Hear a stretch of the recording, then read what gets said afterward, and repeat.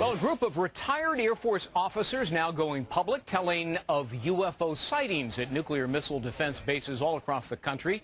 The ex-military commanders say the UFOs even messed with the weapons and in some cases deactivating missiles.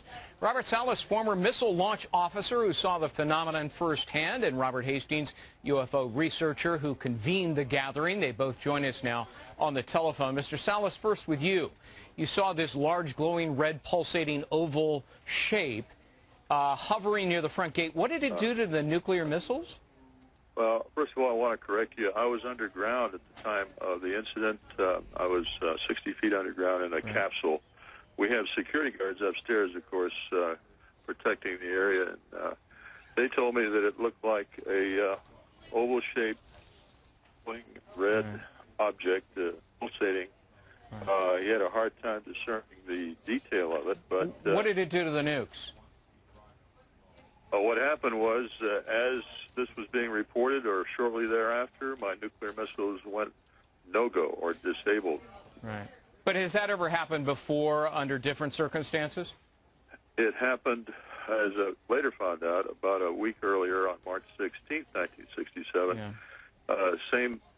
Well, not the same launch control center. It was called Echo Flight, which is some 40 miles to the northwest of where Oscar Flight is. We're short on time, so forgive me for being brief. Mr. Hastings, let me go to you. You're a researcher. You said that you believe visitors from outer space have come here.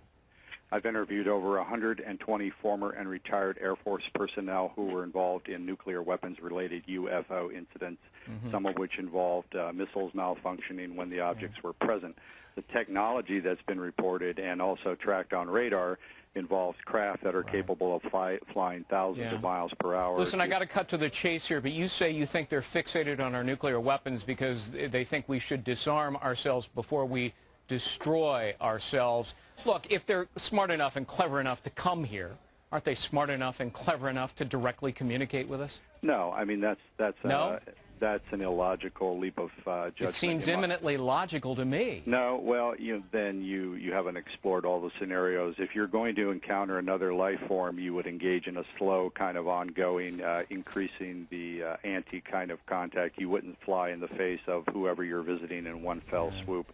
I think what's going on is an observation process, but during the Cold War with the nukes, there was a situation where there was potentially dire consequences, and they intervened both here and the former Soviet Union to interfere with nuclear weapons. Mr. Hastings, for years the Air Force had the Blue Book investigation project. They eventually abandoned it because, in their words, no extraterrestrials could ever be identified. Now, you think they're lying? That was a cover story. The investigations that were conducted into these very sensitive national security cases were conducted by the Office of Special Investigation, as Mr. Salas can tell you.